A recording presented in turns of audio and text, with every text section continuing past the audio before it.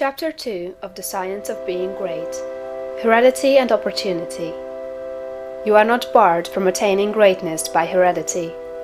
No matter who or what your ancestors may have been, or how unlearned or lowly their station, the upward way is open for you.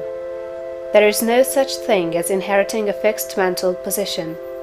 No matter how small the mental capital we receive from our parents, it may be increased. No man is born incapable of growth. Heredity counts for something. We are born with subconscious mental tendencies, as for instance, a tendency to melancholy or cowardice, or to ill temper. But all these subconscious tendencies may be overcome. When the real man awakens and comes forth, he can throw them off very easily. Nothing of this kind need keep you down. If you have inherited undesirable mental tendencies, you can eliminate them and put desirable tendencies in their places. An inherited mental trait is a habit of thought of your father or mother impressed upon your subconscious mind. You can substitute the opposite impression by forming the opposite habit of thought. You can substitute a habit of cheerfulness for a tendency to despondency. You can overcome cowardice or ill temper. Heredity may count for something too, in an inherited conformation of the skull. There is something in phrenology, if not as much as its exponents claim. It is true that the different faculties are localized in the brain, and that the power of a faculty depends upon the number of active brain cells in its area. A faculty whose brain area is large is likely to act with more power than one whose cranial section is small. Hence, persons with certain conformations of the skull show talent as musicians, orators, mechanics, and so on. It has been argued from this that a man's cranial formation must, to a great extent, decide his station in life, but this is an error. It has been found that a small brain section, with many fine and active cells, gives as powerful expression to faculty as a larger brain with coarser cells. And it has been found that by turning the principle of power into any section of the brain, with the will and purpose to develop a particular talent, the brain cells may be multiplied indefinitely. Any faculty, power, or talent you possess, no matter how small or rudimentary, may be increased.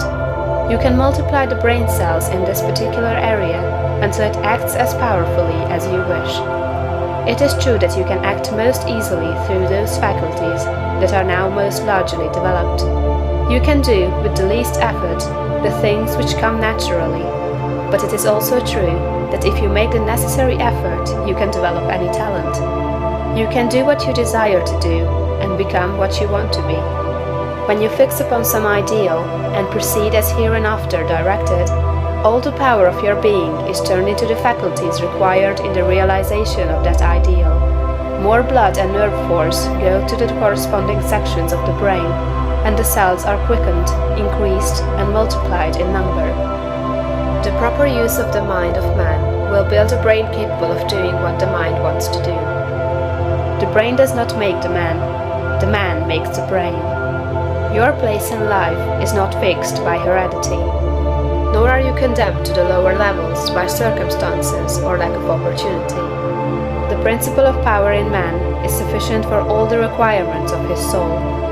No possible combination of circumstances can keep him down if he makes his personal attitude right and determines to rise. The power which formed man and purposed him for growth also controls the circumstances of society, industry, and government.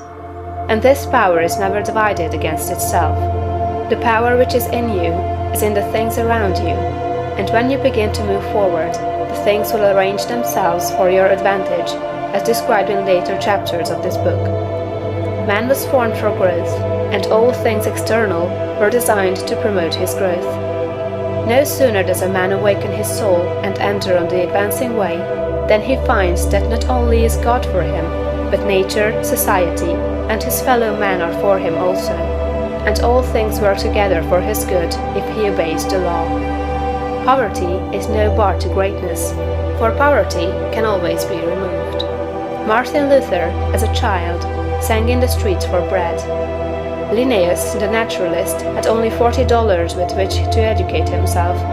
He mended his own shoes and often had to beg meals from his friend. Hugh Miller, apprenticed to a stonemason, began to study geology in a quarry.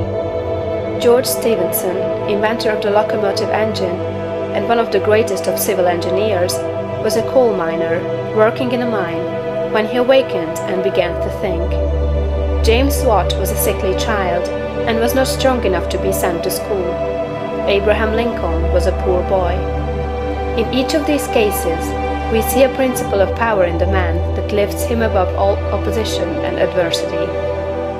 There is a principle of power in you. If you use it and apply it in a certain way, you can overcome all heredity and master all circumstances and conditions and become a great and powerful personality.